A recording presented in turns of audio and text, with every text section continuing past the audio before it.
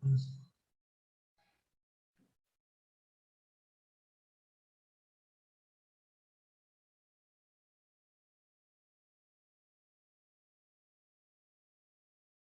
licenciado en acupuntura humana rehabilitatoria, docente y médico de la clínica, maestro del curso de sonoterapia.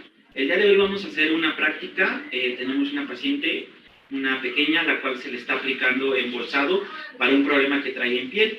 Bien.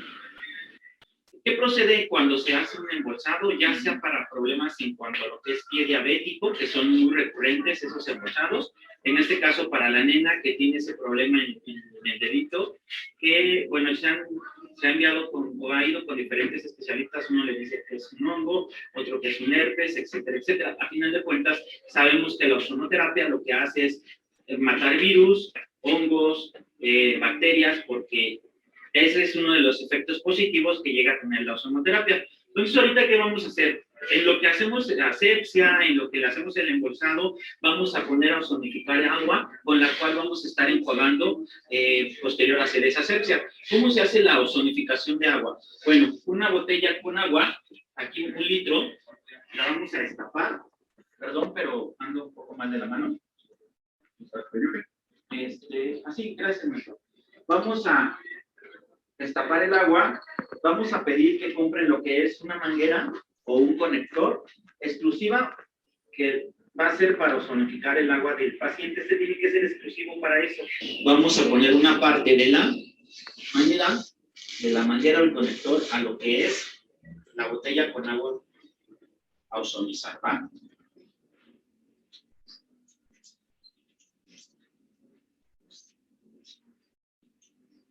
Y el conector directamente a donde sale el ozono. Aquí esta botella con agua o el agua para ozonizar que se ocupa en lo que es pie diabético, se puede ozonizar 5 minutos a concentraciones mayores a 60 microgramos por mililitro. 5 minutos, para que aproximadamente nos quede una concentración que se necesita para hacer la asepsia. Aquí con la niña, por el tipo de piel y porque por la edad que tiene, lo vamos a ozonizar a 39 microgramos. Bien, entonces vamos a poner lo que es 39 microgramos. Aquí me está pidiendo que sean 3 ozonizadores y 0.5 o medio litro por minuto de oxígeno clínico. Entonces ponemos los 3 ozonizadores y voy a abrir mi tanque de oxígeno a lo que es 0.5 o medio. ¿Sí? Y ya abrimos. Si se dan cuenta, empieza a burbujear. ¿Sí? ¿Sí se ve? Bien. Esto lo vamos a dejar así 5 minutos para que se esté ozonizando el agua. En esos 5 minutos nosotros vamos a ir con la nena a hacerle lo que es la asepsia en la manita. Aquí el problema que tiene ella, la niña, es un problema en piel. Como sabemos y como les dije en un principio, el ozono lo que hace es matar bacterias, virus o parásitos, bacterias, virus u hongos que llegue a tener. En este caso vamos a aplicarle lo que es un embolsado en mano. El embolsado se utiliza muy frecuentemente para lo que es pie diabético. Aquí también con ese tipo de problemas lo vamos a utilizar. Hacemos una asepsia, de preferencia vamos a utilizar lo que es jabón ozonizado. Ahorita pues no lo tenemos, pero de preferencia se utiliza ese jabón ozonizado. Se lava primero con jabón sote de preferencia o un jabón que sea neutro sin perfume. Se enjuaga la manita.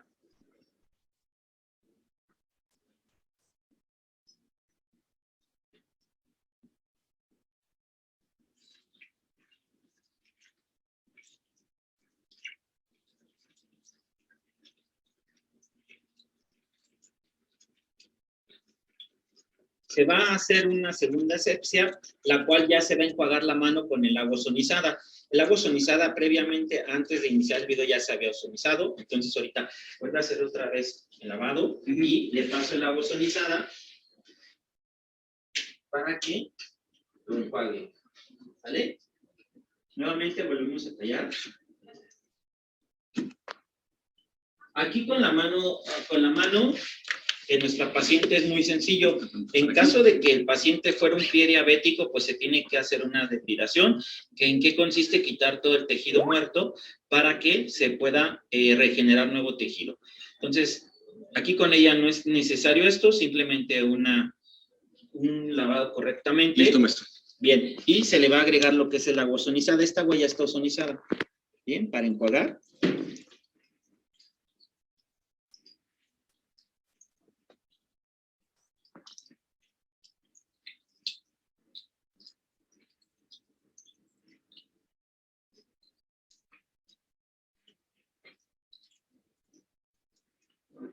Que no pegue su manita en el lavabo. No, ya no está pegando. Otra vez, bien enjuagado.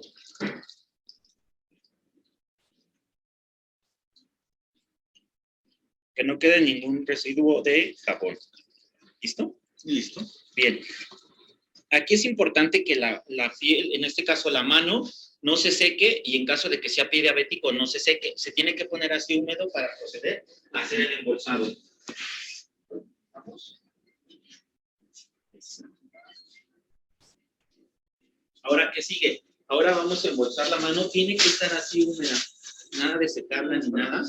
Así húmeda, por favor. Está asistiendo ya no por obvias razones. Acá tengo la otra manguera. Le decimos para empezar.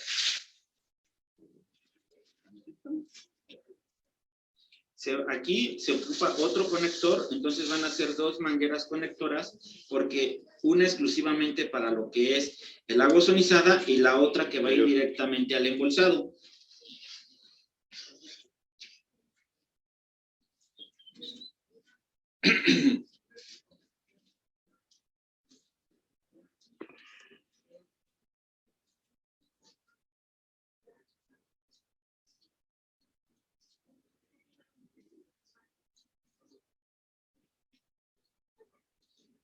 La conecto acá primero. ¿Sí? Ese conector se va a poner directamente al aparato ozonizador.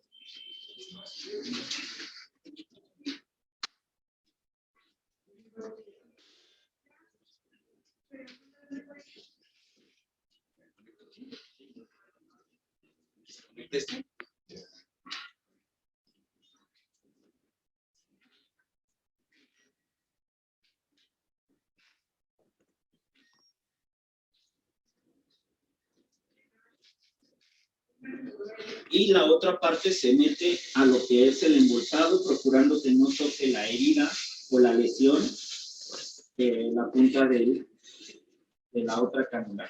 Posteriormente que se pone la cánula dentro de la bolsa, le podemos hacer un nudo para sellar más. Y ya posteriormente ponemos lo que es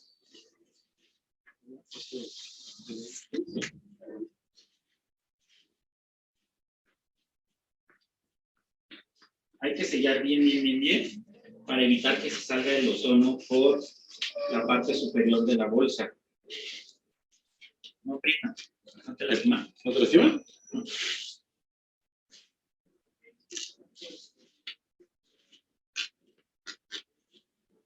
Para lo que son estos tipos de heridas y pie diabético, en caso de necesitarlo, se embolsa todo el pie, no nada más el dedo o la parte afectada, sino se embolsa todo el pie. Aquí con la nena, como es el dedo, se va a embolsar toda la mano, no va a pasar nada, ni mucho menos le va a generar alguna reacción secundaria.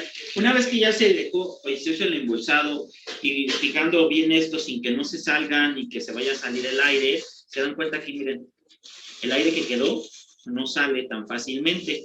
¿Qué procedemos? Procedemos a hacer lo mismo con el agua ozonizada, pero ahora directamente a la bolsa. Vamos a prender a una concentración. Aquí con la nena vamos a utilizar 39 microgramos por minuto. 39 microgramos por mililitro, y lo vamos a dejar así hasta que la bolsa se llene de ozono. En caso de que fuera pie diabético, se utilizan concentraciones muy altas, hasta 80 o 90, para matar completamente la bacteria o lo que se genere. Aquí 39 me está diciendo que igual 3 ozonizadores y abrimos el tanque de gasa. Ya está A punto 5. Abrimos para que empiece a salir el ozono y la bolsa se tiene que llenar. Miren cómo se empieza a inflar.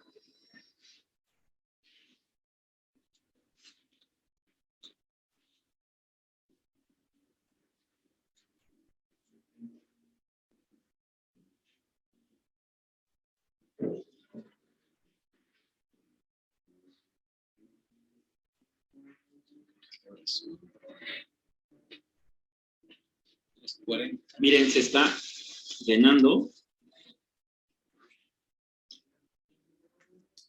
O que se llenó completamente de ozono, apagamos los ozonizadores, ¿sí?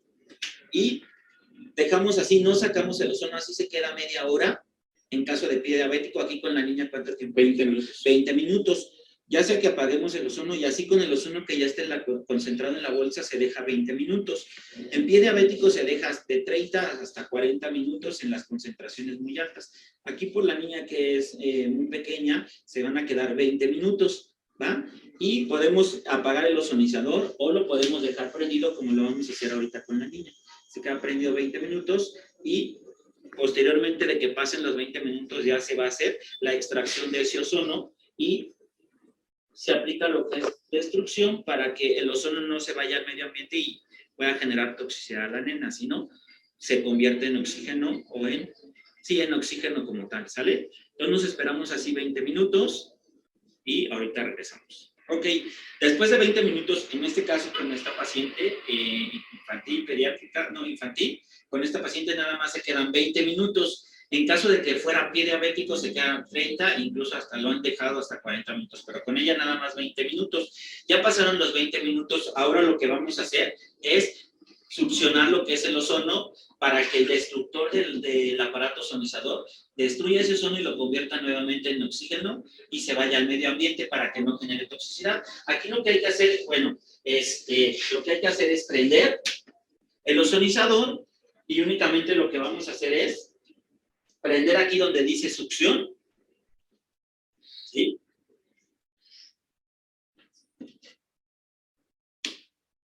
Y se va donde dice destructor, automáticamente va a empezar a jalar el ozono y lo va a empezar a enviar al medio ambiente como oxígeno. Ya no oxígeno clínico, sino oxígeno, ¿vale? Una vez que ya se succionó toda completamente la bolsa, imaginemos que ya la bolsa está, se succionó completamente, ya no hay nada de ozono, procedemos a quitar la bolsa. Posteriormente, lo que hacemos con esta cuestión, podemos aplicar un aceite ozonizado. Para la nena podemos aplicar un aceite ozonizado de 300 microgramos por mililitro, un IP de 300, y posteriormente cubrimos con una venda, con una gasa y posteriormente una venda. En caso de pie diabético, en pie diabético lo que se hace es igual colocar aceite o en su defecto se ponen pápulas alrededor de la herida. Pápulas a una concentración de 39 microgramos y posteriormente se pone un parche, puede ser un parche coloidal y procede.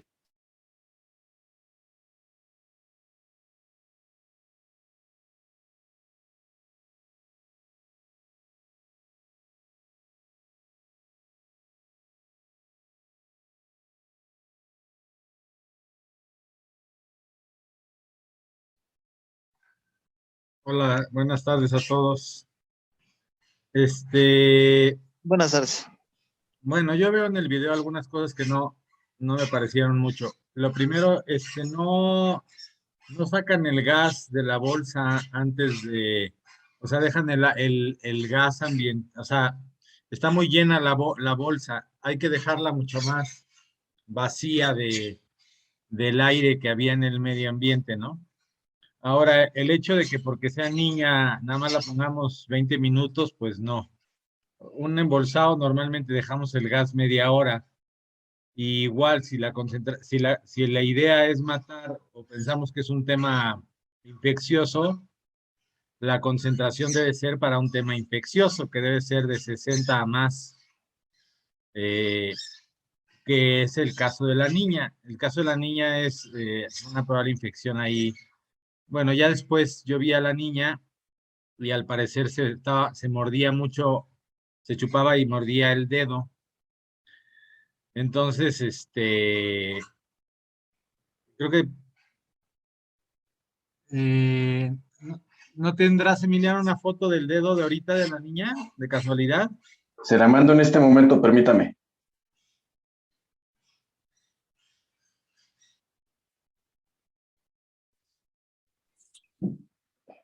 Yo creo que valdría la pena una foto de antes y una de después para poderlas ver en la secuencia Sí, y cuánto tiempo pasó de una a otra. Más o menos vieron, ¿no? Ahorita cómo estaba el dedo.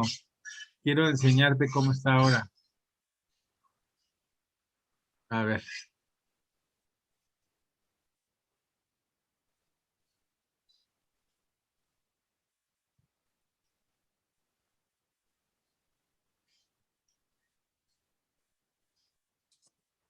Ya está mucho mejor.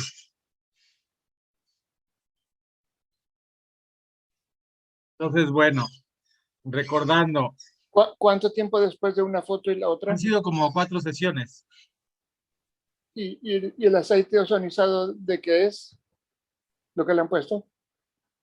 No le han puesto aceite ozonizado, nada más los embolsados. Ok, se comentó el profesor que sería poner un aceite ozonizado después. Por eso pregunto. Emiliano. Sí, la última foto que le mandé es de cómo estaba al inicio. Las 3 primeras es de cómo está ahora y ya se le empezó a aplicar. En estas fotos que vieron, las últimas, ya traía aplicación de aceite ozonizado de 300. Entonces déjame ver las otras fotos, espérame.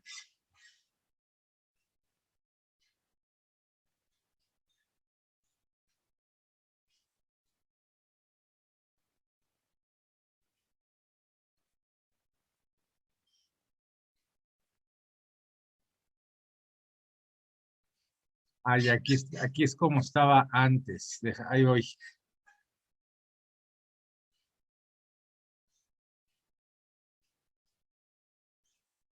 Aquí estaba antes.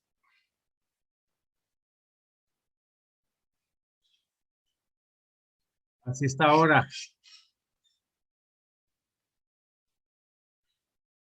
Y qué bueno que comentas que el aceite ozonizado ha sido a 300. Por lo menos a 300, si es un tema infeccioso. Y por la historia clínica, parece ser a lo mejor algo bacteriano, porque como que se mordía y se chupaba el dedo. Bueno, yo de ahí de lo que hicieron, yo sacaría el gas antes, el gas ambiental, y lo llenaría la bolsa totalmente con ozono. Y la concentración, no importando que sea niño o adulto, una concentración antimicrobiana es mayor de 60 y una concentración cicatrizante sería alrededor de 20, 30, ¿no?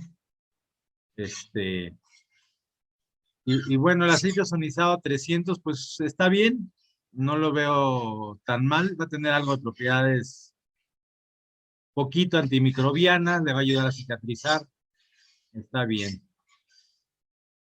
Pero si fuera a propiedades antimicrobianas, pues yo utilizaría de 500. Perdón por el ruido, no sé si oyen los pericos aquí, pero ¿no se oyen mucho mis pericos? Sí, una pregunta, pero no trastorna la comunicación. Una pregunta. Mencionaba que una opción era poner el ozono ya que se llenaba la bolsa, se cerraba y se mantenía eso por 20 minutos. O se dejaba 20 minutos con el ozono.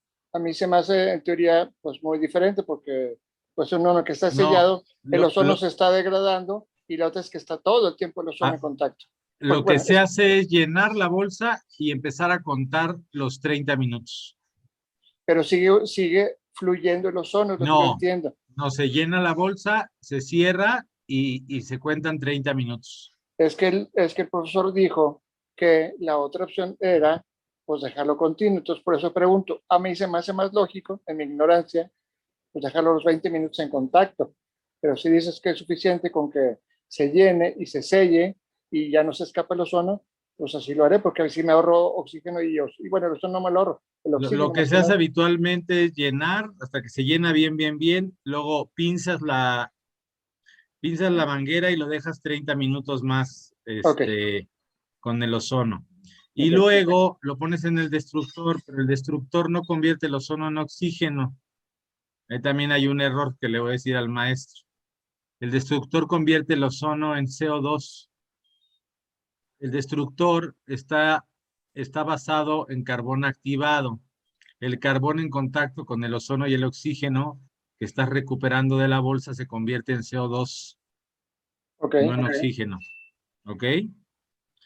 De hecho, son unas cámaras de carbón activado y conforme van perdiendo la capacidad, se va poniendo blanquecino el carbón, pero pues tarda años en cambiar. Ajá.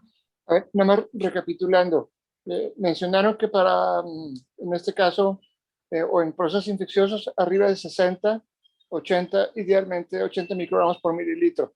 Esos son los 3 equipos de ozono. No sé cómo le llaman los 3 dispositivos, los 3 botones.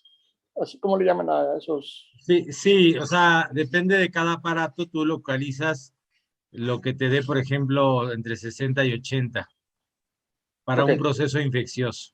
pero eso es para ozonizar el agua. Se pone la manguerita 1 litro. No, para ozonizar, para meter el gas en el embolsado. Ok, pero mi pregunta es para el agua, para ozonizar el agua, ¿a qué Ah, concentración se manejó o cómo se debe manejar? sí, a la más alta que te permita burbujear en el agua. Ok, Y son 5 minutos, entre 5 y 10 minutos lo que pones a burbujear el agua. Digamos, al en la máximo. gráfica que yo les enseñé, en 5 minutos ya se alcanza la máxima concentración. Ujú. Ok, entonces en este caso sería 89 microgramos. Sí, pero Pues el problema es que con hay, este equipo. como bajas mucho la presión del oxígeno, burbujea poco, tienes que ponerle un poquito menos de concentración para que burbujee en el agua. O sea, acuérdate que es inversamente proporcional el flujo de oxígeno al aumento de la concentración. Ajá, Entonces baja la potencia, por eso te digo, la mínima potencia necesaria para que burbujee en el agua el ozono. ok, Ajá. pero con esos parámetros, porque yo ya tengo ese equipo que ustedes están mostrando. Mi pregunta es en cuánto lo hicieron, en Yo más cuánto o hay que menos hacer. lo encuentro en 60 para que burbujee bien. Ok, Ujú. ¿Vale? gracias. Sí. Bueno. Este, mm, vamos a, si quieren, vamos a ver un tema clínico. Habíamos hablado de Eh, la fibromialgia y yo creo que es ¿Eso es algo, 1 vez a la semana o 2 veces a la semana? ¿Cómo lo recomiendan? En este caso, ¿cómo fue? el embolsado. El embolsado, sí. Este, yo recomendaría ahí 2 o 3 veces a la semana. Ok, Pero si gracias. tú estás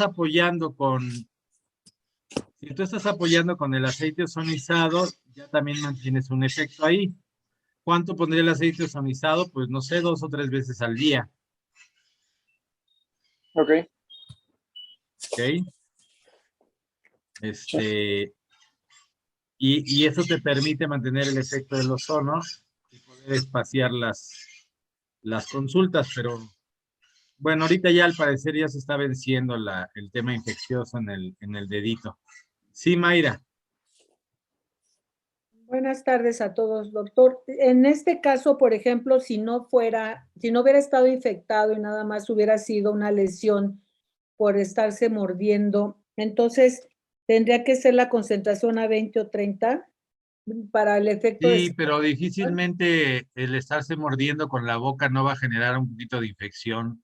Ok, Pero bueno, vamos a entonces si no suponer, sería 60 y vamos a luego, suponer que lo único que quieres es cicatrizar ajá, porque tuvo una cortada en el dedo y estaba jugando y tuvo una cortada que ya se limpió y no tiene infección ni nada. ujú, Ahí yo pondría una concentración de entre 20 y 30 ok. ¿Cómo para cuántas cicatrizar. sesiones se llevaría un caso así? Pues muy poquito, porque si no hay infección y es un niño, cicatriza muy rápido, Muy rápido. aún sin el ozono. Ujú. Ahora, es una segunda pregunta. Para el embolsado del pie diabético, decía el maestro que al final podríamos poner unas pápulas. Que me imagino. Bueno, a veces hay gente que pone ozono alrededor de la úlcera o algo así en el tejido celular. Ujú. Yo no lo hago. Yo con el embolsado, la mayor y la limpieza y todo lo que hablamos me es suficiente. No le inyecto además el ozono ahí en la cercanía. Ajá. Porque ahí, por ejemplo, bueno, es que yo nunca he tratado un pie así. ¿Se puede mandar también el aceite ozonizado?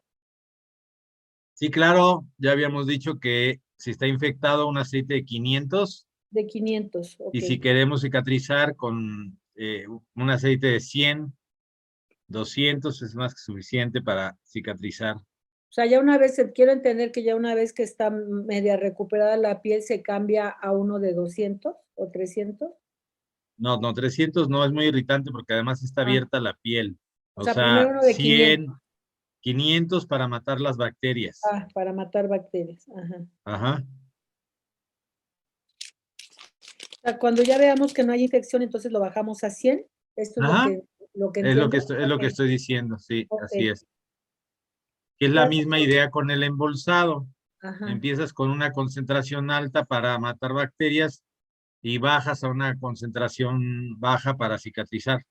Ujú. Ok. Muchas gracias, doctor. Sí.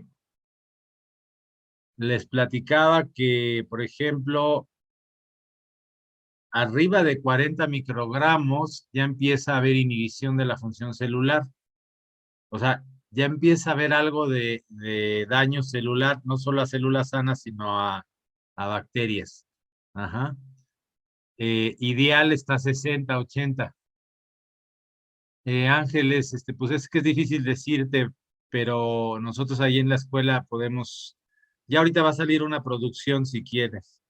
Ya hay aceite, lo que no han hecho es, eh, ya hay bastante aceite, pero no han hecho el proceso de medición del IP para hacer las diferentes IPs. Normalmente lo concentramos mucho y luego ya hacemos lo diluimos para llegar a diferentes IPs. Ujú. Es una pregunta que hizo en el chat. Bueno, ok. Entonces, déjenme.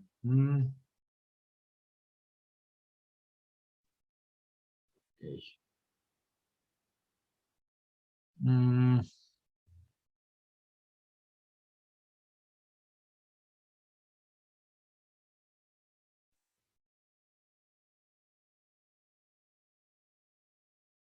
ok, vamos.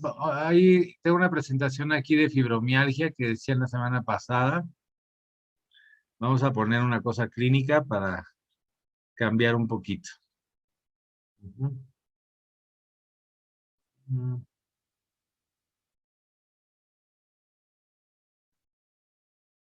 Ahí ya están viendo, ¿verdad? Ok. Bueno, Sí, la fibromialgia es un problema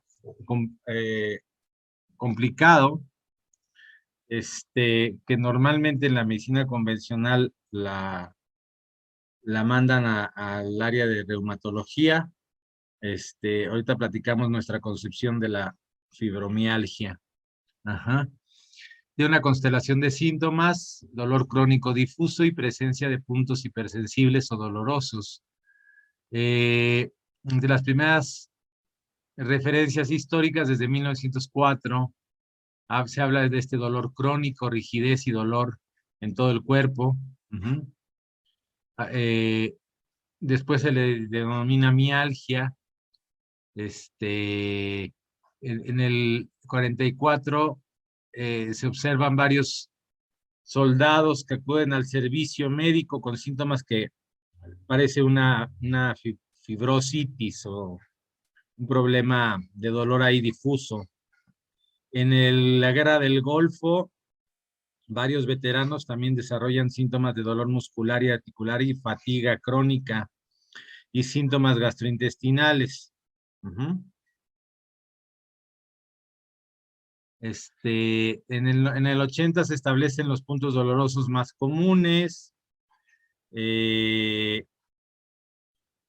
bueno, y se determina que los pacientes con fibromialgia tienen mayor sensibilidad al dolor en esos puntos que tienen a nivel muscular, ¿no? Por todo el cuerpo. Ujú. No hay una prueba de laboratorio para decir un paciente tiene fibromialgia, sino la historia de dolor crónico y la exploración física de los puntos dolorosos. Ujú. Tienen que tener al menos 3 meses de dolor generalizado, que debe ser bilateral y arriba y abajo de la cintura.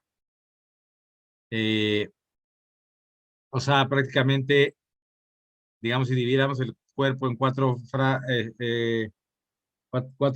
cuadrantes, pues tendría que estar en todos el dolor. Y se debe de aplicar una presión de 4 kilogramos. Es difícil explicar más o menos cuántos son 4 kilogramos, pero bueno, es una presión más o menos profunda en los músculos, y 11 de los 18 puntos más comunes deben de estar dolorosos. Este tipo de cosas a mí no me agradan, porque si no es exacto, entonces no es fibromialgia, pues no, ¿verdad? O sea, claro que sí es. Y hay varios puntos que se describen en la exploración, en la inserción de los músculos suboccipitales. Ahorita van a ver un dibujo.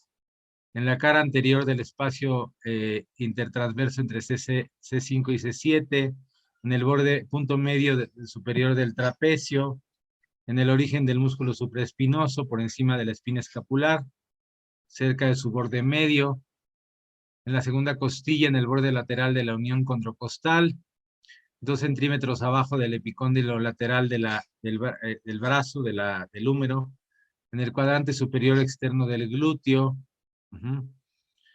en la parte posterior de la prominencia del trocánter mayor, en la parte media de la almohadilla de grasa proximal a la articulación de la rodilla.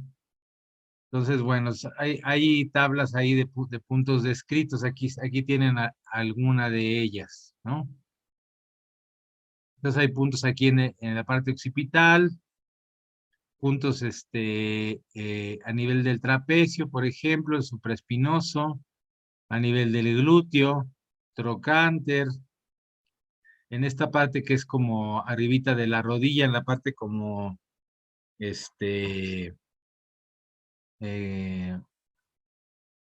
como que tienen las personas ahí un gordito, ¿no? Arribita de la rodilla. Aquí abajo del epicóndilo externo del húmero. A nivel de la segunda costilla, y así, ¿no? Entonces, si tienes 11 de estos 18, tienes fibromialgia, ¿no?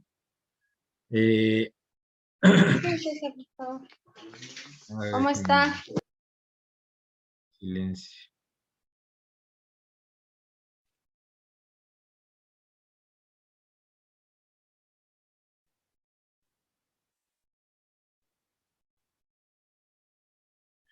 Es interesante que la fibromialgia afecte 8 veces más a la mujer que al hombre, y tiene una prevalencia global del 1 al 5%. Es uno de los diagnósticos reumatológicos más frecuentes, y la mayoría inicia entre los 25 y 65 años.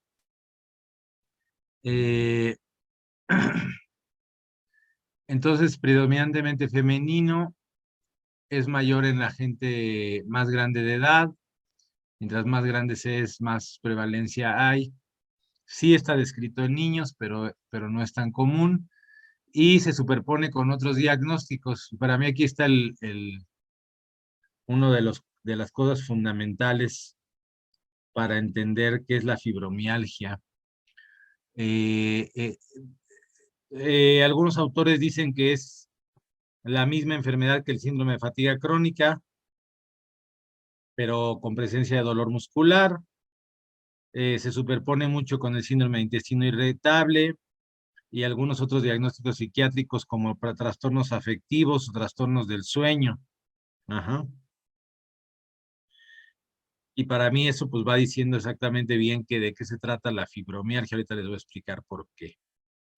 Se acompaña de síntomas como fatiga, depresión, trastornos del sueño, parestesias, migrañas, ansiedad, síndrome seco, yo creo que se refieren a Sjögren o algo así, fenómeno de Raynaud. Ajá.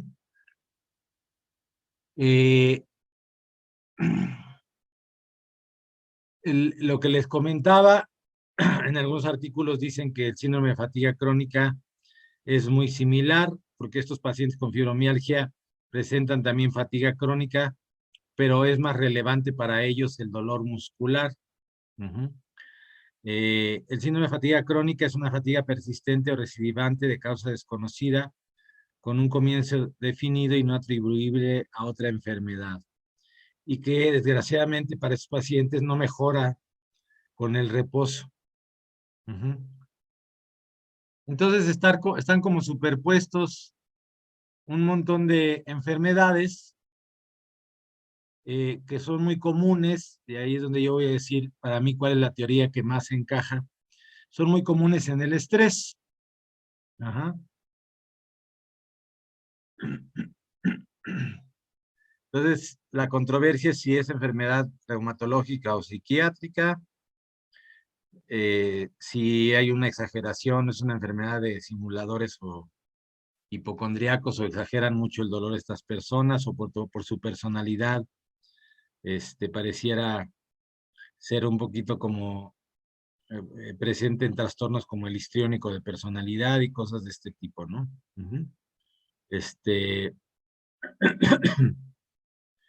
Se realiza el diagnóstico y bueno, se diseña un plan de tratamiento. Puede haber fenómenos en la historia que lo desencadenen, como un accidente, un traumatismo, una enfermedad viral, el estrés psicológico. Si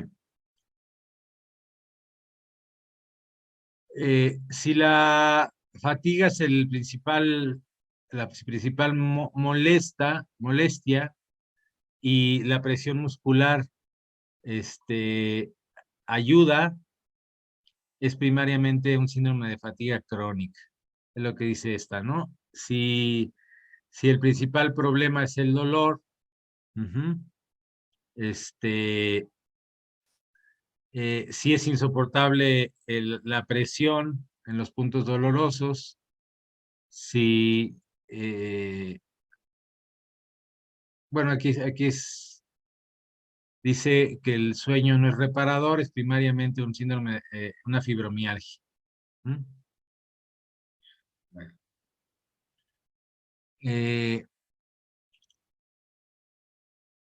El dolor puede llegar a desarrollar inclusive un problema de discapacidad, porque llega a impedir las tareas diarias de la vida.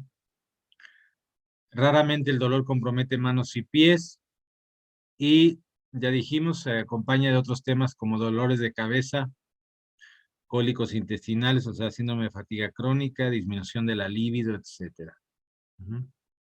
Raramente se sienten descansados después de dormir, llegan a tener miedo a ser tocados, pueden tener síntomas depresivos, ya hemos dicho sueño no reparador, y dicen, siento como si me hubiera pasado un camión por encima, como si los hubieran molido. Ok.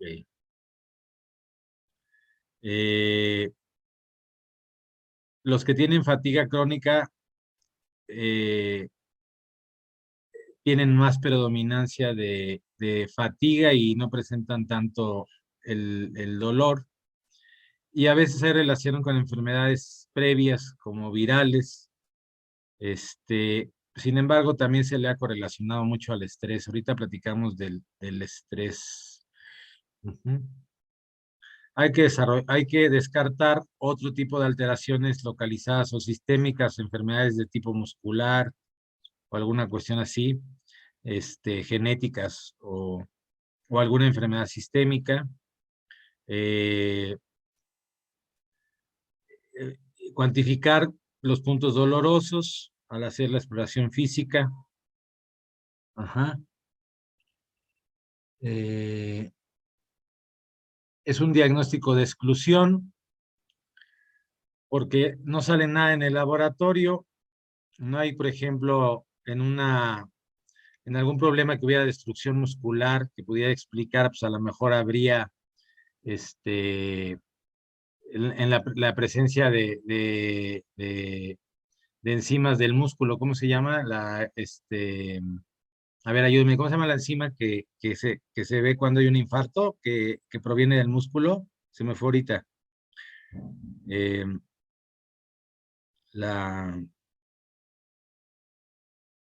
Que habla de destrucción muscular y que en el corazón es la fracción MB, pero no me acuerdo. La mioglobina. La no, mioglobina. Pero no. Perdón, es la creatininfosfoquinasa. Eso, la CPK. La CPK. Eso. Exacto. Entonces, CPK, ¿no? No hay en estos pacientes CPK, no está elevado. Todas las demás pruebas están normales, simplemente tiene dolor muscular.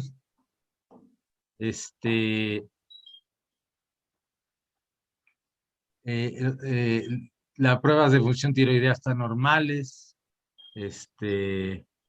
Puede estar, dice, elevada un poco la sustancia P en líquido cefalorraquídeo. Se han encontrado niveles elevados de triptófano, de somatomedina C, que también es una sustancia de dolor. Alteraciones, y esto para mí es muy importante, del eje hipotálamo hipófisis adrenal. Alteraciones del sueño.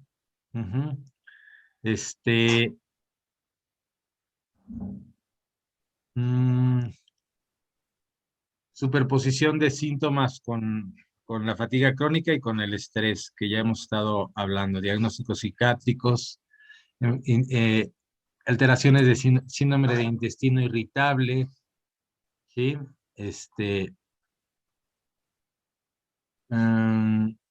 Algunos lo han correlacionado al Epstein-Barr. El virus de la hepatitis C ha mostrado que incrementa la incidencia de la fibromialgia. Diagnóstico diferencial de desórdenes afectivos, costocondritis, por ejemplo, compresiones de nerviosas de algún tipo, alteraciones del sueño,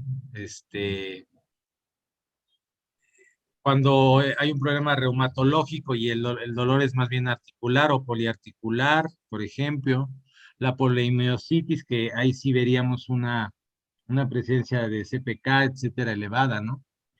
Que es una enfermedad como autoinmune contra el músculo. Entonces, en general no hay una definición clara de su etiopatogenia. Se considera multifactorial y existen varias teorías. Yo ahorita les digo mi opinión.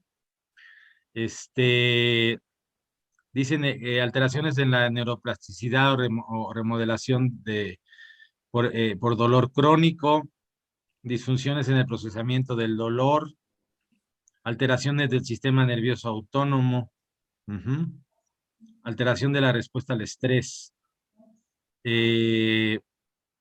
microtraumas a músculos y tendones. A mí ese no me suena absolutamente nada por los pacientes que yo he visto, ¿no? Alteraciones del sueño y todo eso para mí es parte de lo mismo. Alteraciones psiquiátricas. Pues yo creo que sí es muy psiquiátrica o más bien psicológica la enfermedad. Ahorita vamos ahorita les voy a decir qué pienso yo. Esto de microtraumas, pues yo no lo he encontrado en la historia clínica, lo de los microtraumas al músculo. Las biopsias de músculo muestran cambios inespecíficos. Los estudios de resonancia magnética salen normales. La fuerza de contracción muscular es normal. Uh-huh.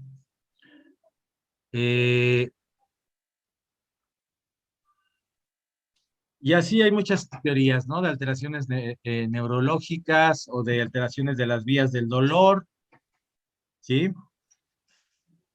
¿Qué es lo que se utiliza en el tratamiento? Pues principalmente fármacos analgésicos,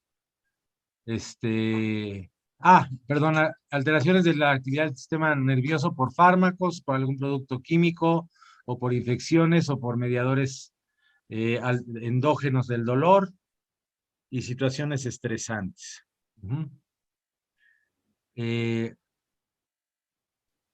Bueno, yo les voy a decir cuál es mi concepción de la fibromialgia. Muchas de las teorías hablan de alteraciones del eje hipotálamo hipófisis adrenal.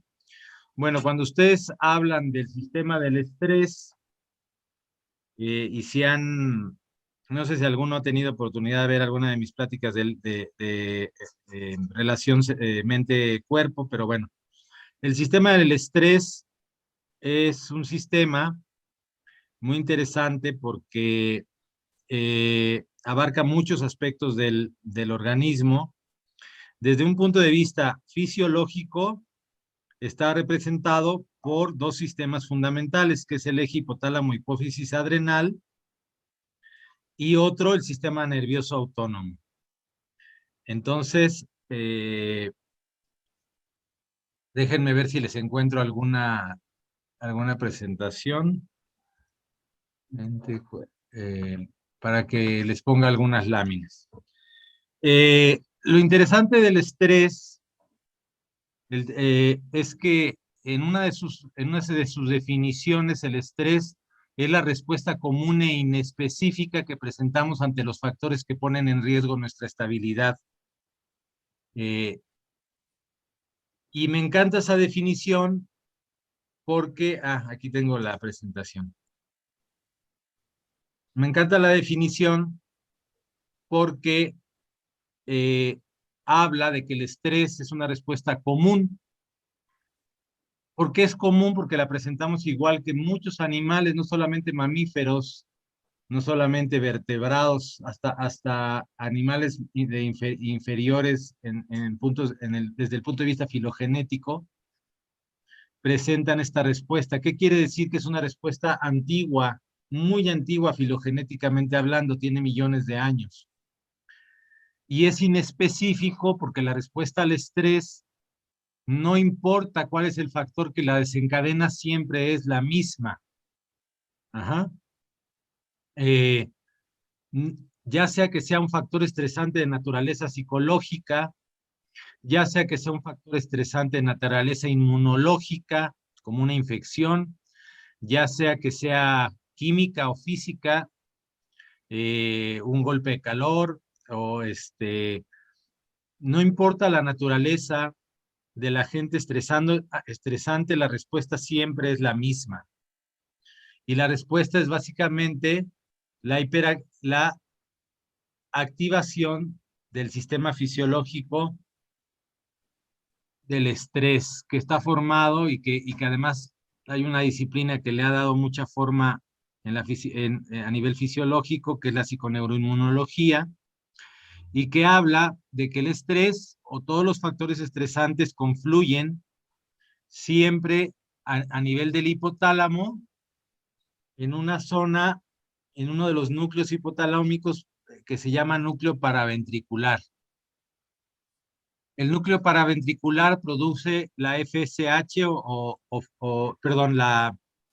el CRH, el factor de liberación de corticotropina, que va a producir ACTH, que va a hacer que la suprarrenal produzca cortisol.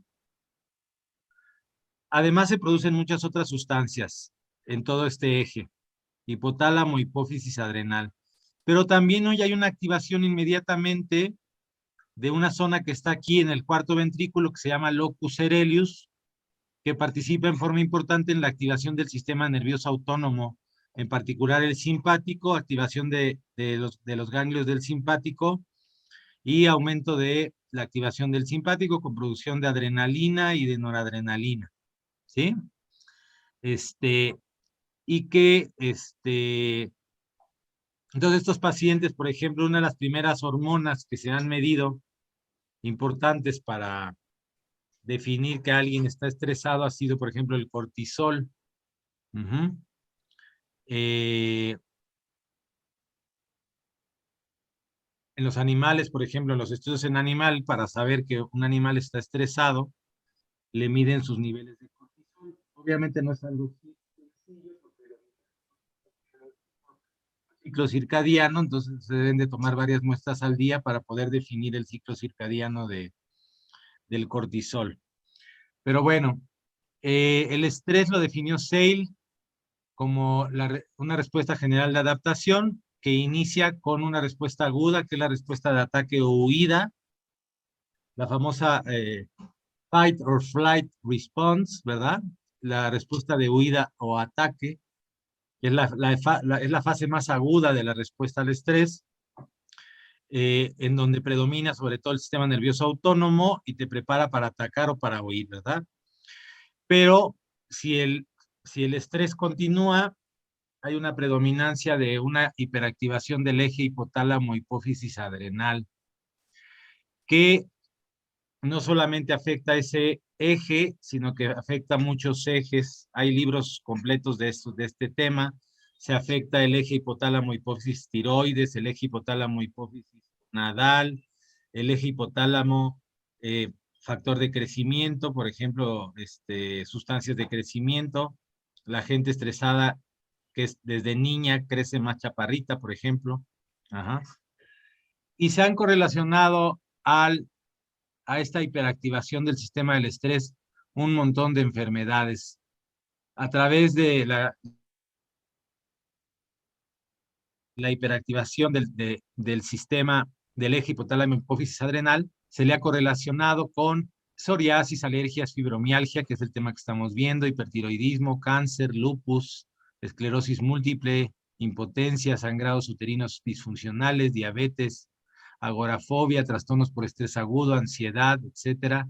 Si está acerca de hormonas como la adrenalina, presión arterial alta, alteraciones del ritmo cardíaco, angina, fibrilación, taquicardia, enfermedades autoinmunes, a través del sistema nervioso autónomo y en relación al eje cerebro-intestino, etcétera. Problemas acidopépticos, colitis ulcerosa, falta de apetito, síndrome de intestino irritable, anorexia, bulimia, obesidad. Hasta ahí les dejo el tema del estrés. Entonces, ¿qué es lo que pasa? Que el paciente y hay muchísimos artículos, yo me he dedicado desde los 80s a estudiar el estrés, hay cientos de artículos que hablan sobre las etapas del estrés.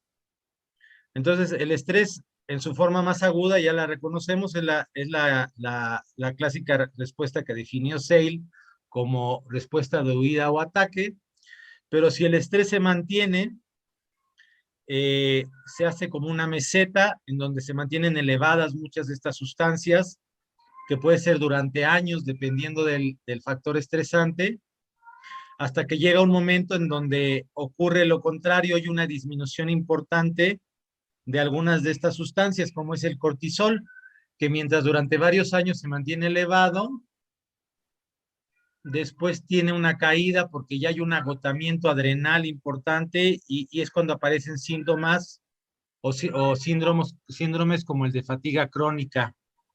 Ajá. O la fibromialgia. ¿Qué enfermedades se presentan durante el estrés? Pues ya las vieron todas, las que se han correlacionado al estrés, pero muy comúnmente una persona estresada crónicamente tiene problemas gastrointestinales, tiene problemas de orden psiquiátrico, sobre todo afectivo o problemas del sueño. Ajá. Y presenta datos como cansancio, como fatiga crónica, etcétera. ahorita te doy la palabra. Ya nada más voy a terminar un poquito este tema. ¿Cuáles son las pacientes o los pacientes que más se ven o cuál es la historia de vida de las pacientes que vemos con fibromialgia? Normalmente son mujeres que han pasado por muchos años de estrés crónico. Ajá. Normalmente son mujeres que tienen una personalidad en donde les enseñaron a aguantar, son aguantadoras. Se me afiguran un poquito como si alguien leyó El laberinto de la soledad de Octavio Paz, cómo está representada la mujer mexicana ahí, esa mujer que aguanta todo, que no se permite deprimirse, etcétera. Muchas veces son lo que llamamos, ¿cómo se dice? Como matriarcas en su familia, que tienen que trabajar y salir adelante, y son el centro ahí de la familia y tienen una alta exigencia y no se permiten cosas como deprimirse y cosas de ese estilo.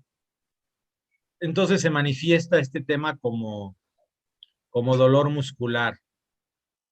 El estrés yo siempre le he llamado la enfermedad de las 1000 caras, es como un diamante que tiene 1000 caras y que va a depender de la singularidad de la persona, cuáles son las caras que más se van a desarrollar.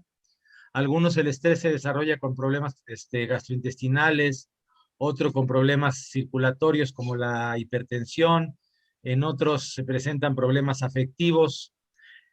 Hay gente que no se permite los problemas afectivos, entonces el estrés se manifiesta de otras maneras, ¿no?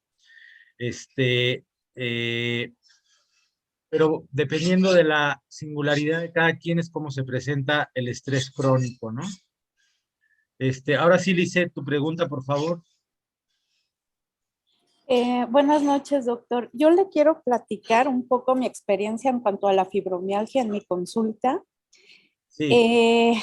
Me ha coincidido mucho, y esta es mi teoría en base a la clínica que yo he visto, que tiene mucho que ver con la permeabilidad intestinal y la presencia de hongos, de virus y de bacterias ya en el sistema, que obviamente genera este estado de estrés, como bien usted está diciendo, porque, bueno, la presencia de estos virus va a generar también el estrés como método de defensa y que puede persistir durante muchísimo tiempo antes de poderla diagnosticar.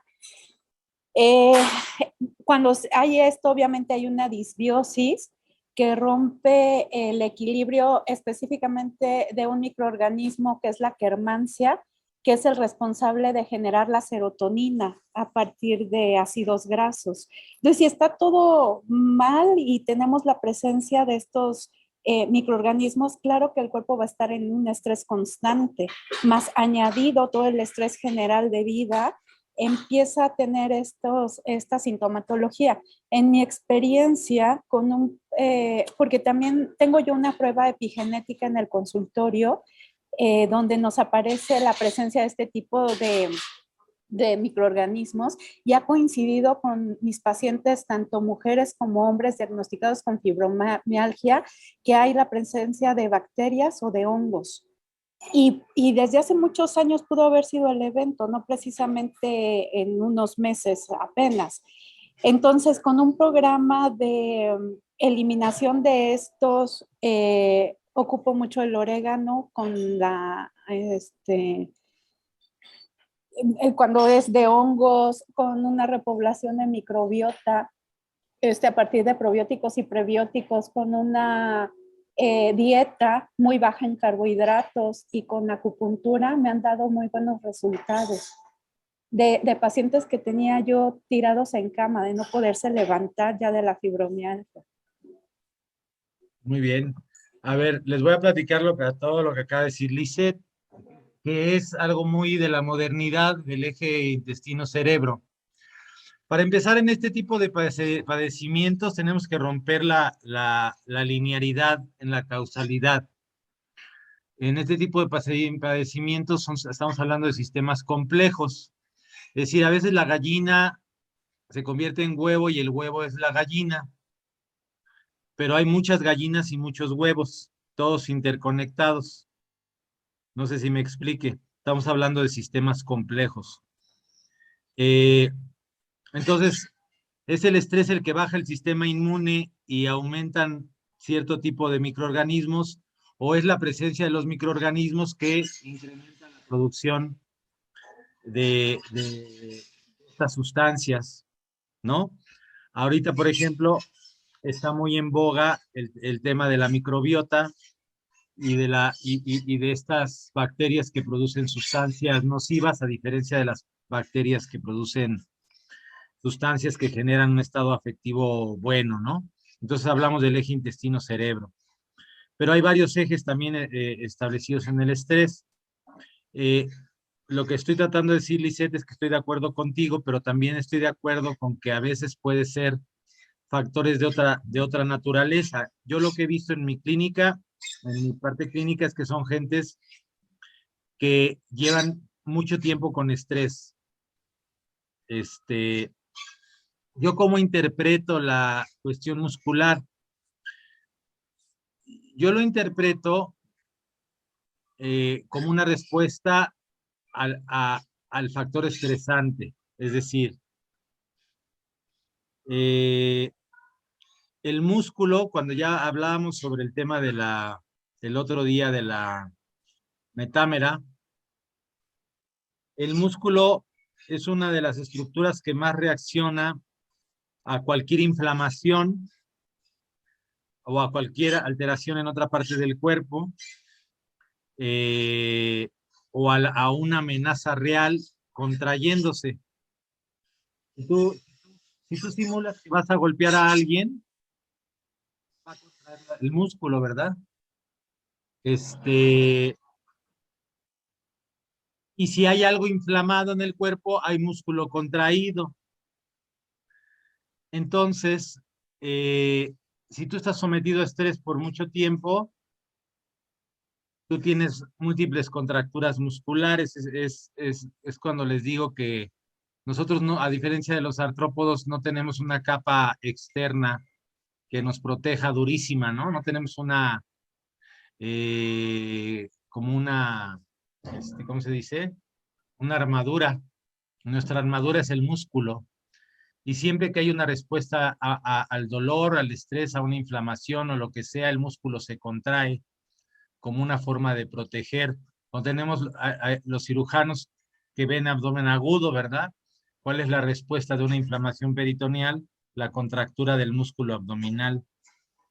Entonces, el músculo de alguna manera tiene una manera de responder contrayéndose. Y estas personas tienen múltiples contracturas musculares en todo el cuerpo. Entonces, estoy de acuerdo contigo parcialmente, porque no siempre la gallina es la microbiota, o no siempre la gallina es la infección.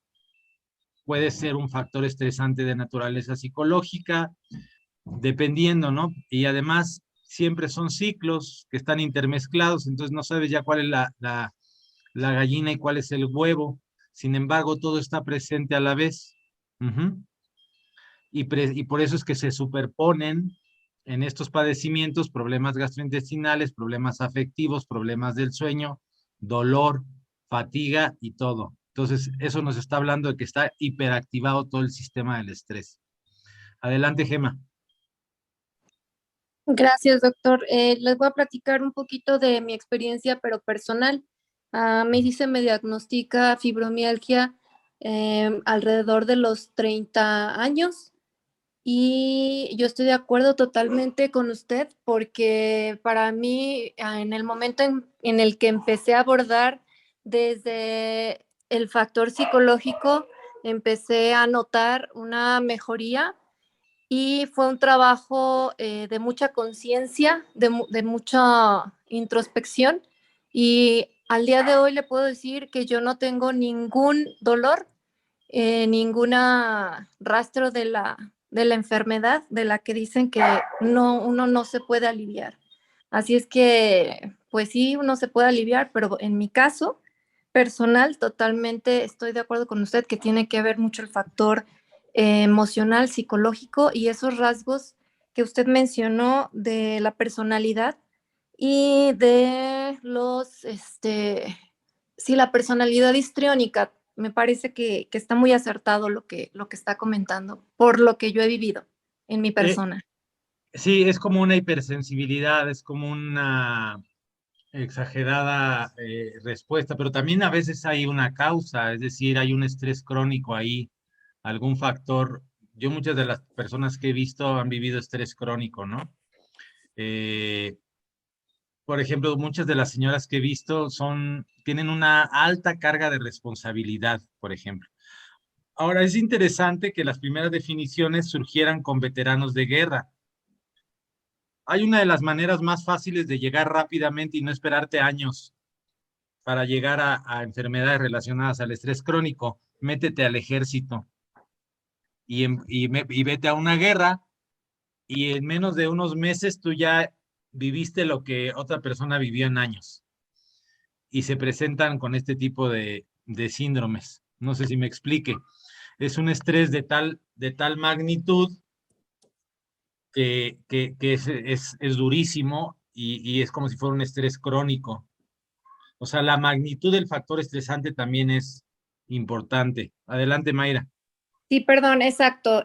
Yo viví el estrés, durante muchos años y muy, muy reprimida, muy, muy, muy estresada. Fue yo creo que lo que detonó. O sea, o no sé qué fue primero, como dice usted, el huevo, la gallina, pero el estrés fue un factor muy, muy importante. Muy, muy, muy estresada, situaciones muy duras y también de autoexigencia y pues de situaciones familiares. Ok, gracias, Gemma. Sí, Mayra. gracias. Yo creo que también otro lugar que puede ser muy detonante son las cárceles, ¿no? Pero por supuesto, eso es como estar en la guerra. Exacto. Entonces, bueno, desde mi punto de vista de psicología, tiene que ver muchísimo con la historia clínica de cada paciente y yo en mi experiencia como psicóloga he visto que la fibromialgia, perdón, también ataca muchísimo a todas aquellas mujeres que sufrieron violencia desde niñas y que se forma una coraza, hablando de la parte muscular, precisamente para defensa psicológica, ¿no? Entonces desarrollan esta enfermedad, una, para que no los toquen, o sea, es como decir, me golpeabas tanto, pues entonces ahora con mis dolores te digo que no me puedes tocar, ¿no? Es un mecanismo de defensa importante también. Entonces sí, depende mucho de las historias clínicas, pero de que es psicológico al 75% estoy totalmente de acuerdo con usted. Diego, adelante. Gracias, profe. Yo lo veo que es multifactorial. Como decía una de las doctoras, yo lo veo es como que inicia con la alimentación, unas malas combinaciones, unos malos horarios, y esto hace que en las mucosas, especialmente en el intestino, empiecen a haber unos enrarecimientos que a la final, unos desbalances entre las bacterias putrefactivas y fermentativas y las nativas de allí, que hace que haya una inicial alergia, como lo decías, una inicial hipersensibilidad allí en el intestino. La cuestión es que como todas esas vías están comunicadas a todo el cuerpo, sistema linfático y todo eso, y como nosotros también tenemos muchos batallones en todas partes, nuestras pieles, nuestras articulaciones también, etcétera, bacterias, entonces esto, digamos, como que el chisme se va hacia muchas otras tropas, o sea, otras poblaciones que también pueden entrar en guerra, en inflamación, y eso pues produce un estrés, obviamente la persona, sus dolores, pero normalmente al principio no es tan fuerte la información, entonces se une con eso lo que llamamos el exposoma, el ambiosoma, el epigenoma, entonces ya eso es lo que, pues, como les decía la otra doctora, se vuelve como individual y hace que la cosa sea como más difícil. Y creo que normalmente en el climaterio, que es esa fecha, los 50, los 65 años, aunque pues ahorita se está dando a los 45 o hasta menos, yo he visto que siempre hay un problema metabólico, especialmente en el órgano del hígado. Entonces, y los músculos, según los chinos, tienen que ver, los músculos tendones, tienen que ver completamente con el hígado. Entonces, de esa manera, yo lo abordo. Lo que hago es limpiar, desintoxicar, ya después de desintoxicar, sacar ese ama que hablan en la Ayurveda o ese biofilm. Entonces, ahí sí empezamos a entregar alimentos fermentativos y algo de probióticos. No soy de los que empiezo con mucho probiótico debido a que puedo voltear la balanza y al principio antes producir como disconfort al paciente, ¿sí? Con otra sintomatología porque voltearía, no ayudaría a que hubiera un verdadero balance en esa microbiota. Entonces ese estrés y toda esa situación que yo ya no me puedo mover y con toda esa parte psicológica donde ya las hormonas tampoco están y hay un hígado que sigue pues alterado. Y especialmente lo que quería hacer énfasis es en que estemos muy atentos. No sé si Gema tuvo esa experiencia, pero es con el azúcar, con el gluten, con especialmente esos dos y la leche, que están directamente relacionadas en estudios con la artritis con la fatiga crónica. Gracias, profe. Gracias, Diego. Pero ¿quién fue la gallina y quién es el huevo? Primero hay el estrés y ese estrés te hace consumir más carbohidratos y Sí, aumentar creo, la ansiedad. La y aumen- ansiedad es lo primero. Viene la angustia. La angustia hace que sientas amargura y esa amargura hace que quieras endulzarla. Entonces ahí empiezas. Las papilas gustativas necesitan de más y eso se vuelve, sí, claro que sí, ya se viene del mundo más sutil a este mundo denso.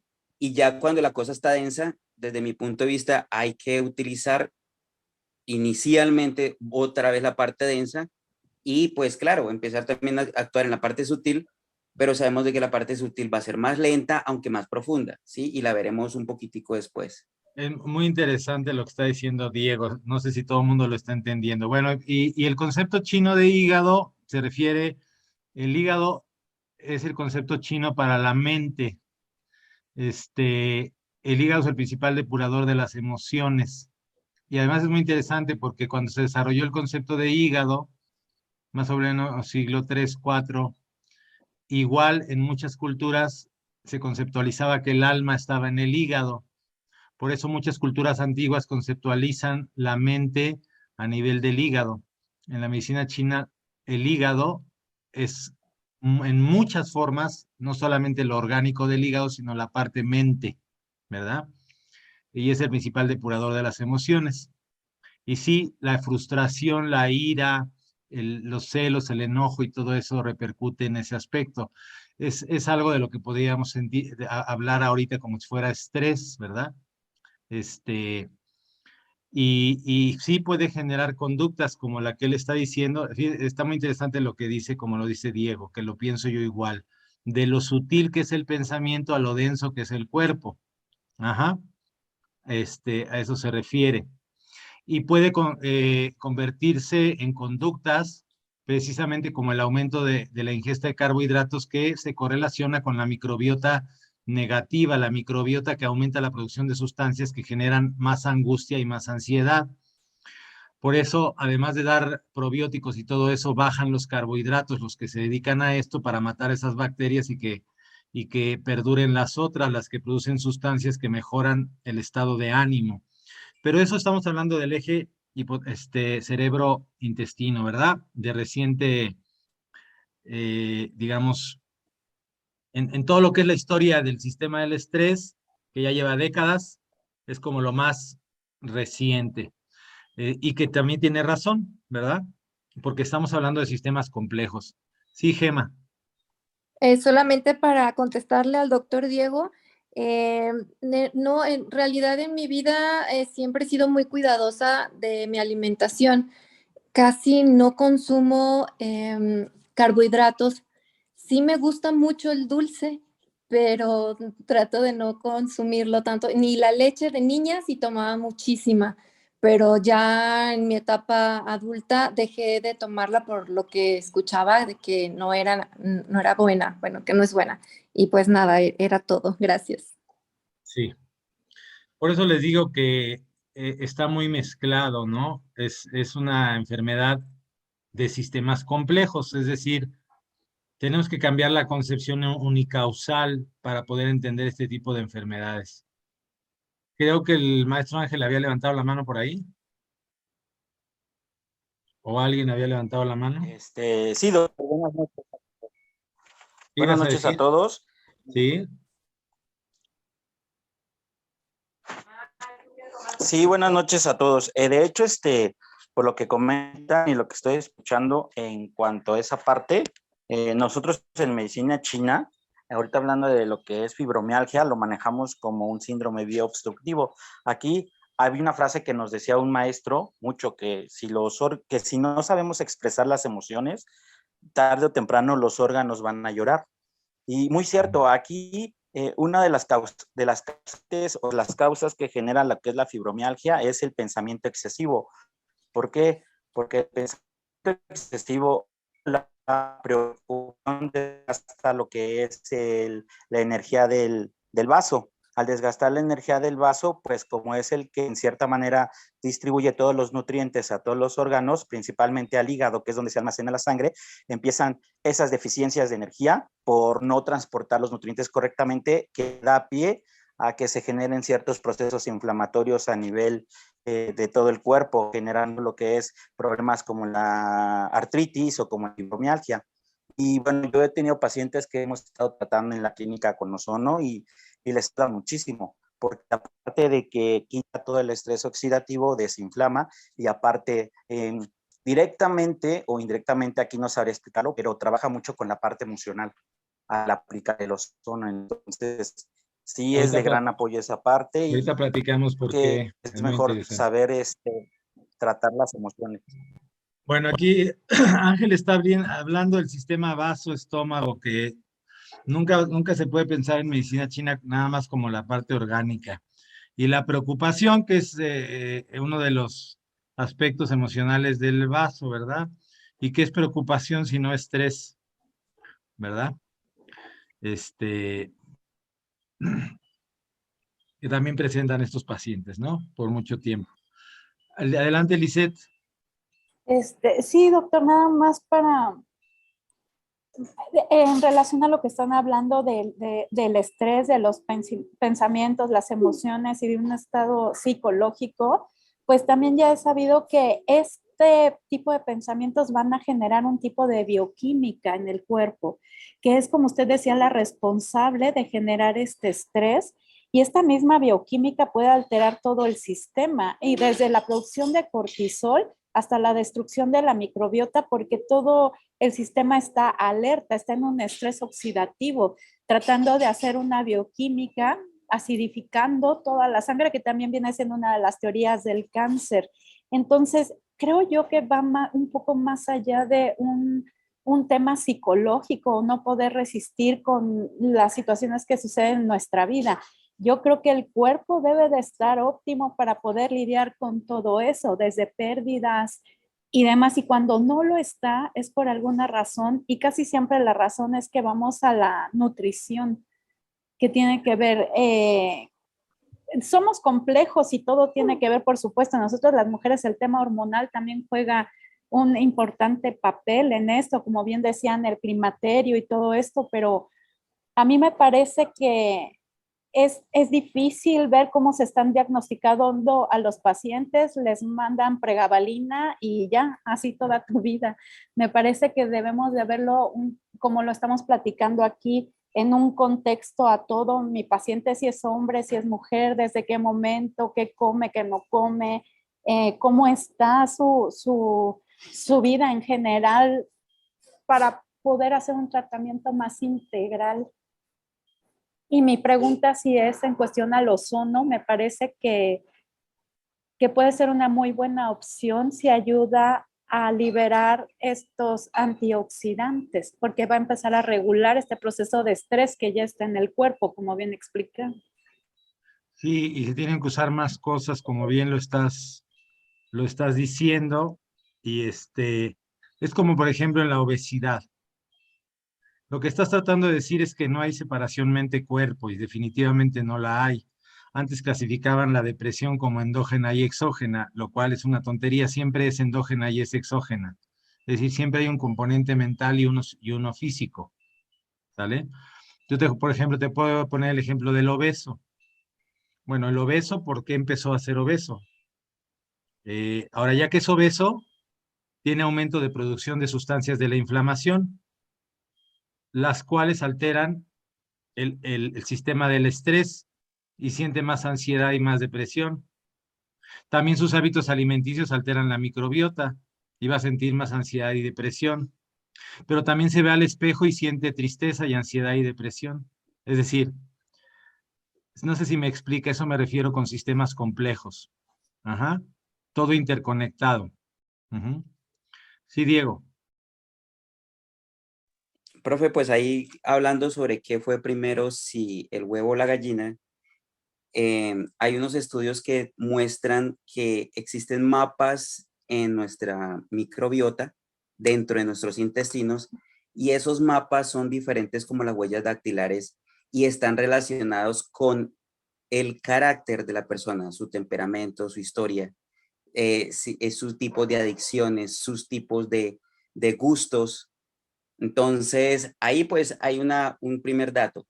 Un segundo dato que ahí donde ponemos a la mente y el cuerpo es con la Candida albicans, que hay estudios que muestran que ella en su comunión, en su comunidad, dentro de la glicalización del sistema nervioso, especialmente en el cerebro, ella empieza a pensar como si fuera un enjambre y tiene una misión.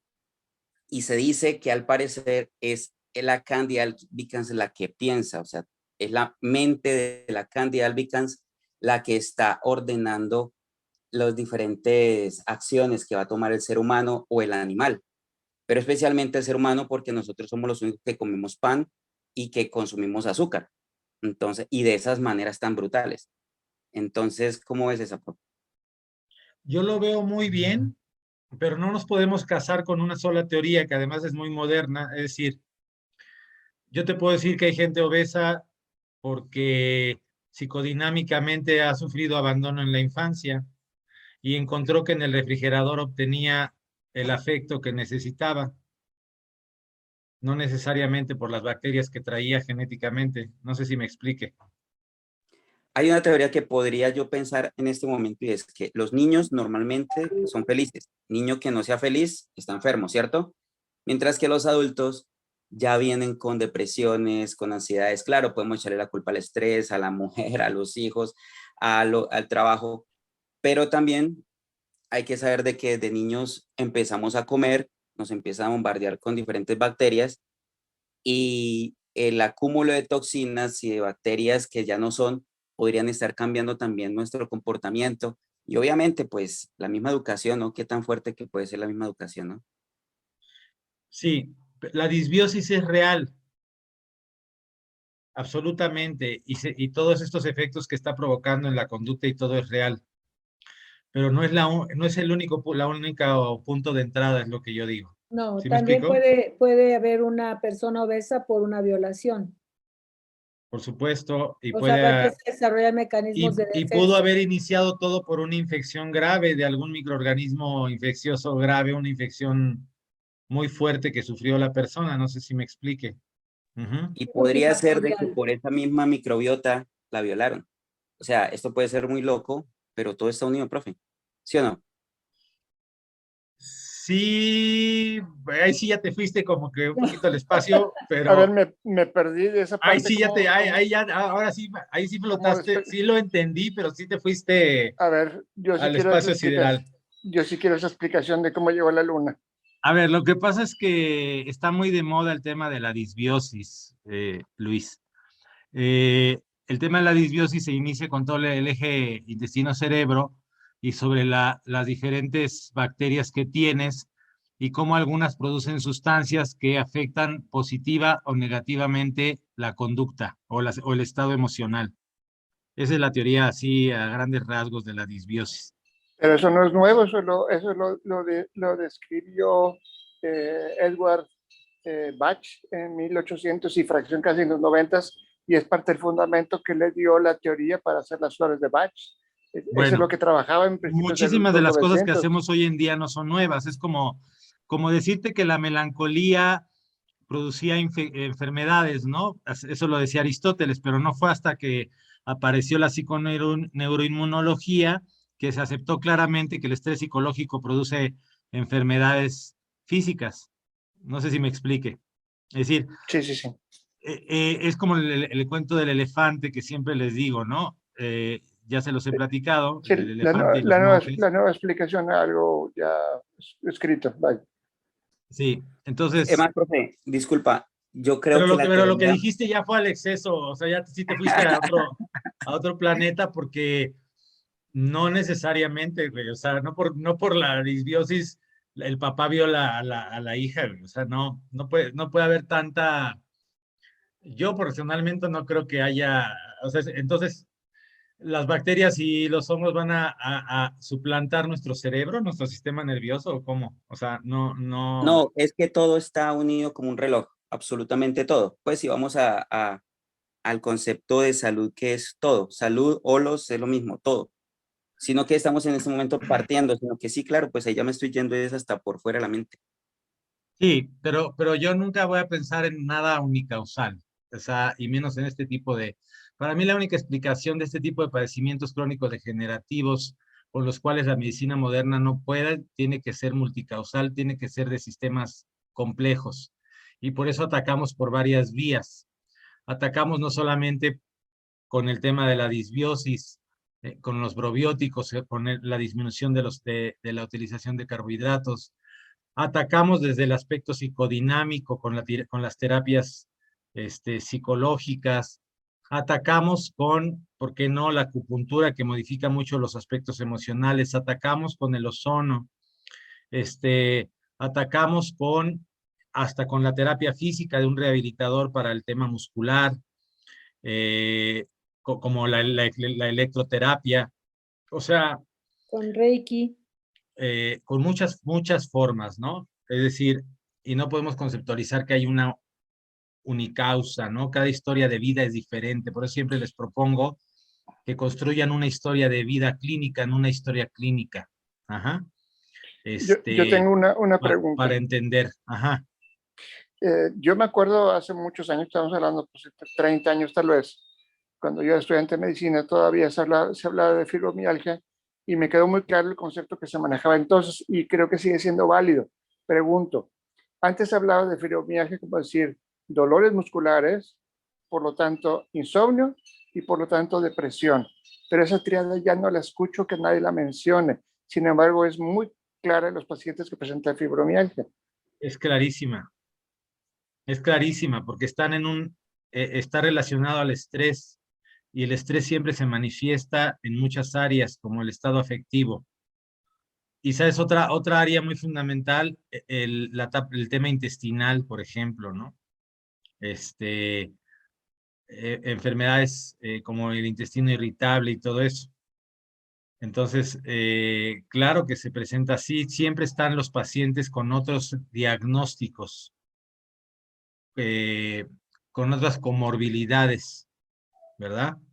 El insomnio, la depresión, la ansiedad es muy común en estos pacientes. Ajá. Y sí, puede ser explicado desde la disbiosis, pero también a veces desde otros aspectos. Sí, adelante, Luis.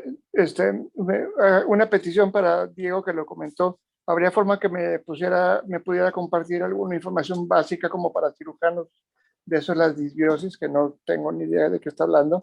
Me hizo muy interesante. Es interesantísimo, es un tema muy de moda, interesantísimo.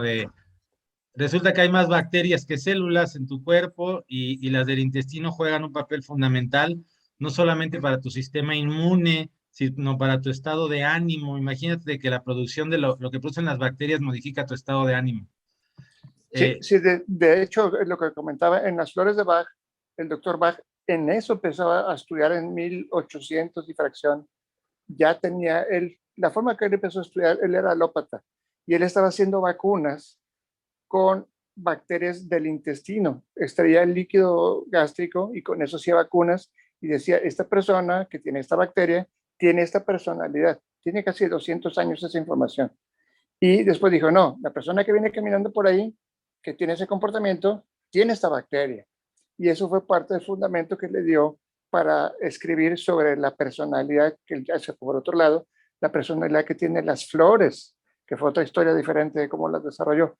Pero sus primeros estudios como alópata era bajo este concepto.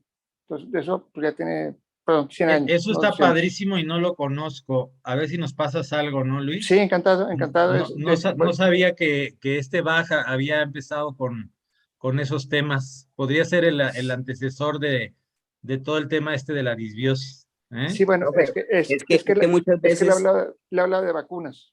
Sí, muchas veces sobre eso, sí, muchas veces se ve la microbiota como si fueran bichitos o microbios, pero es más fácil verlos como animales. Cuando uno los ve como animales, sabe que uno se comunica con ellos. Cuando uno ve la salud de antes, pues sabemos de que la medicina antigua se dedicaba especialmente como a la magia, perdón. También se utilizó con los griegos por mucho tiempo, pues por todo el tiempo que existieron representando la medicina con la logoterapia.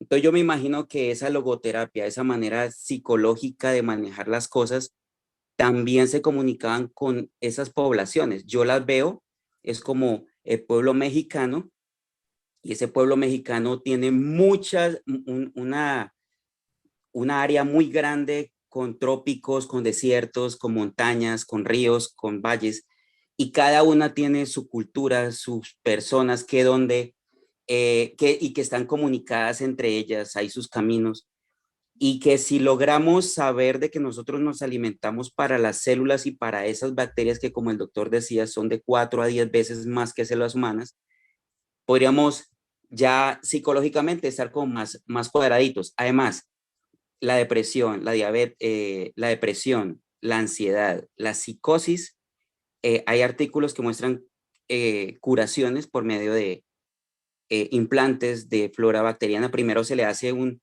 estudio de un fecaloma es que se llama, fecaloma no, bueno, sí, el estudio de las bacterias intestinales. Fecales, exactamente. Y esto pues es según los estudios que muestran. Entonces es muy, muy interesante entender de que no estamos solos, que somos responsables, somos los presidentes de todo un país y que debemos tomar decisiones muy inteligentes para poder nutrir a nuestras células humanas y esas bacterias que son tan benéficas, que son las que hacen que los guerrilleros, llamémoslo así, los autodefensas, qué sé yo, los narcotraficantes, no ingresen, porque son los que producen los pedos, son los que producen las bolitas en el popó, son los que producen la diarrea, son los que untan el papel en el papel higiénico, bueno, etcétera. Y todo esto se va a la sangre y a todo el cuerpo y bueno, viene el caos. Bueno, ¿qué hace el ozono en este tema? Mejora la producción de energía, tiene un efecto antioxidante, lo cual va a disminuir la inflamación. La mejora en la producción de la energía a nivel mitocondrial, pues ya saben que obviamente va a hacer que todo empiece a funcionar mejor. Es antiinflamatorio y, como ya les he platicado, se ha considerado inclusive un adaptógeno. Y un adaptógeno es algo que nos funciona para resistir el estrés de mejor manera. Se define como aquellos tratamientos que causan mínimos alteraciones en la fisiología del organismo, es decir, efectos secundarios mínimos o ausentes, aumentan la resistencia del organismo a influencias adversas, en general a diferentes factores estresantes, debe tener un efecto normalizador general, mejorando toda clase de condición sin agravar ninguna, es decir, lo que actúa un adaptógeno es algo que mejora funciones del cuerpo para que el cuerpo pueda ya adaptarse más adecuadamente al insulto que está recibiendo, ¿no? Ajá. ¿Cómo lo hace?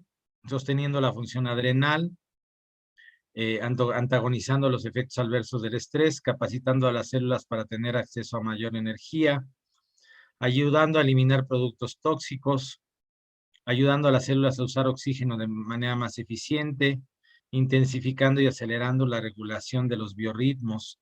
Hay artículos que también han mostrado que el ozono tiene efectos en el estado de ánimo, en la depresión y en la ansiedad.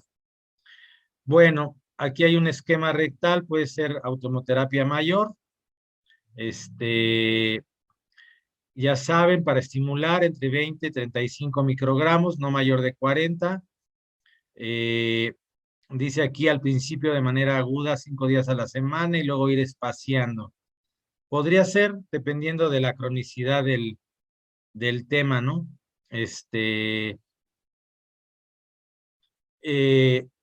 Y el tratamiento local con ozono es fundamental, que es, por eso les di la semana pasada lo de los puntos gatillos, sería ir encontrando los puntos dolorosos e irlos puncionando. Por ejemplo, el día de hoy que tuvimos una jornada de salud, que es cuando hacemos unas jornadas en la escuela para ayudar a gente de bajos recursos.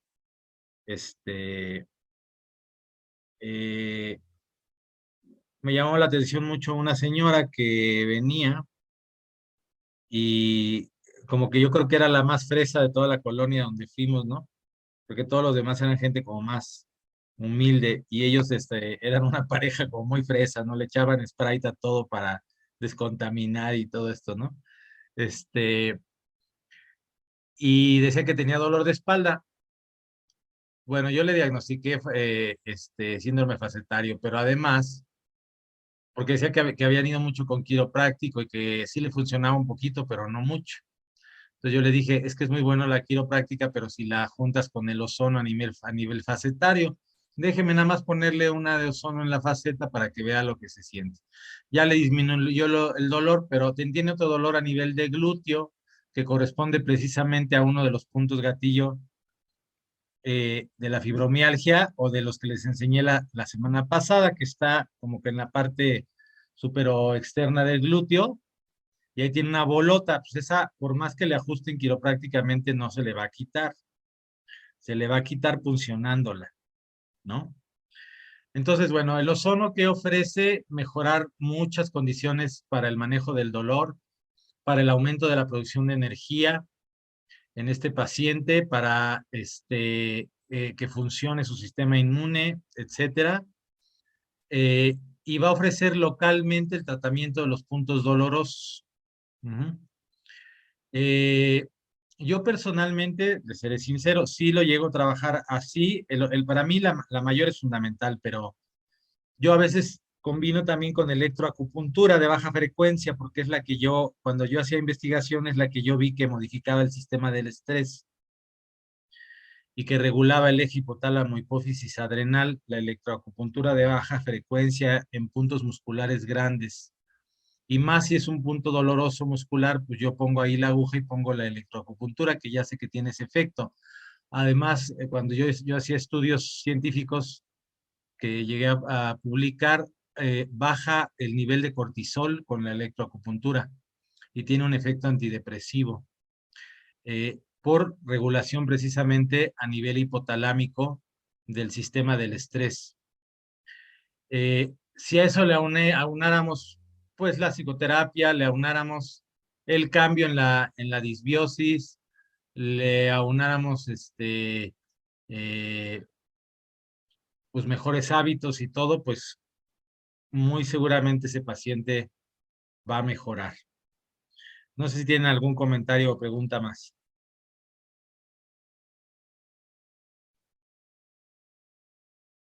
Yo he tenido oportunidad de manejar algunos pacientes con fibromialgia. Los he manejado con acupuntura, con Reiki y masajes relajantes, que se busca una persona que le dé masajes de relajación, no terapéuticos, no descontracturantes, relajantes, a que váyase con aromas, obscurito, con incienso, que le apapachen, que le den su cariñito, y en cosa de 2 meses, adiós fibromialgia. Yo creo que nomás es quitar el factor estresante, Y eso hace que todos los demás, como cascadas, como fichas de dominó, se vayan desmoronando. Ahorita le estoy agregando a los pacientes que tengo la ozonoterapia local y he visto buenos resultados. Además de los que ya he visto, creo que es una buena opción el Reiki, que les ayuda a... Por un lado no me gusta porque no hay conciencia de enfermedad. O sea, el Reiki te quita la bronca, pero no te hace conciencia de que estás pasando. Entonces yo les digo a los pacientes, pues lo que pasa es que tiene otros temas espirituales, emocionales, que hay que trabajarlos, pero es otro enfoque. Ahorita por lo pronto lo que me interesa es quitarles el dolor. Y creo que esa es la primera opción para trabajarlo. Y bueno, ya otros temas espirituales, como comentaban allá, pues yo creo que mucho eso de las violaciones, comentaba Diego y todo eso, tiene que ver yo con temas del clan, temas espirituales de constelaciones familiares y otras cosas que los médicos no vemos tan seguido. Pero por ahí yo es donde canalizo a mis pacientes para que les sigan rascando a los temas de fondo, de que por qué está viviendo esto. Yo lo veo en constelaciones como es una historia del clan, que usted está reviviendo toda esta historia porque hay algo pendiente en el clan que usted tiene que sanar de su propio clan. Y bueno, ahí es otro enfoque totalmente diferente, pero para que le rasguen a la raíz del tema que hay que sanar de fondo. Pero es otro tema muy interesante para mí. Gracias, Luis. ¿Metes la aguja profunda a nivel muscular, la aguja de acupuntura? Sí, pero pues profundo estamos hablando de 1 centímetro lo mucho. ¿Pero entra en músculo? Pues más que nada subcutáneas. Bueno, si la llegas a meter en músculo y le pones electroacupuntura de baja frecuencia, 4 Hz, vas a ver qué efectos vas a tener muy rápidos. Sí, en terapia de sedación. Eso modifica ya el eje hipotálamo hipófisis adrenal. Ok, eso no lo he hecho, pero lo voy a agregar a los esquemas que manejo. Ahorita estoy trabajando otra terapia de acupuntura que se llama acupuntura Tung, de Master Tung. Es una terapia de acupuntura relativamente nueva, tendrá como 500 años. Es más enfocada a temas agudos, patología aguda principalmente, pero también jala muy padre. No la conocía. Va a haber un curso el próximo fin de semana en México, en el Centro Médico Nacional, este fin de semana. Muy bien. Los que les interese, creo que vale la pena tomar el curso, son 2 días. Pero bueno, no me pagan nada ni el comercial, pero vale la pena el curso, está muy interesante. Gracias. Frank. Buenas noches, Doc. Yo tengo una pregunta en relación al ozono como revelador del dolor. ¿En este caso podría aplicar? Como revelador del dolor. Sí, he visto que ponen diferentes puntos con muy poco ozono y se llega a enrojecer las partes que tienen más dolor o donde se percibe más dolor. Wow. Es la primera vez que escucho esa idea. Yo creo que el ozono, al mejorar la función del cuerpo, pudiera, desde luego, revelar otro tipo de cosas que estaban ahí.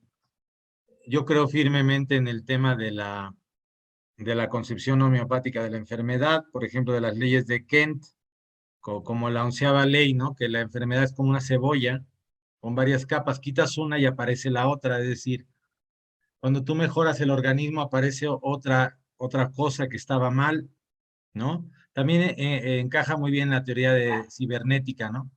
Si tú modificas cómo está reaccionando el sistema, aparece una nueva conformación del sistema. Eso también es la teoría de Gestalt.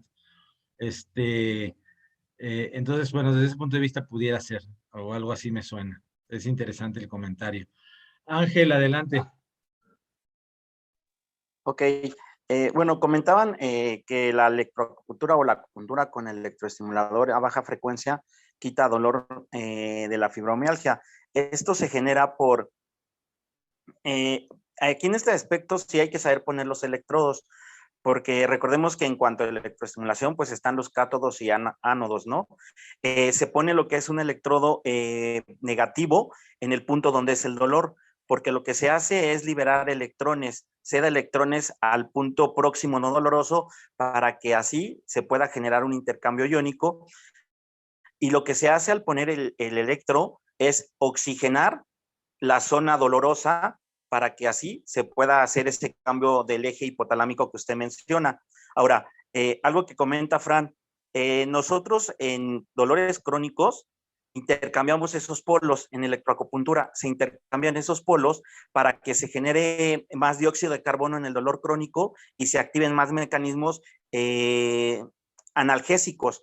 Probablemente lo que comenta Fran en cuanto al ozono, que colocar ozono en ciertos puntos dolorosos para que se produzca el dolor, podría ser esta cuestión de física química que se hace con el electroestimulador, pero en lugar del electro, poner lo que es el ozono, porque a final de cuentas el ozono lo que hace es oxigenar, y al oxigenar pues genera muchos cambios fisiológicos, ¿no?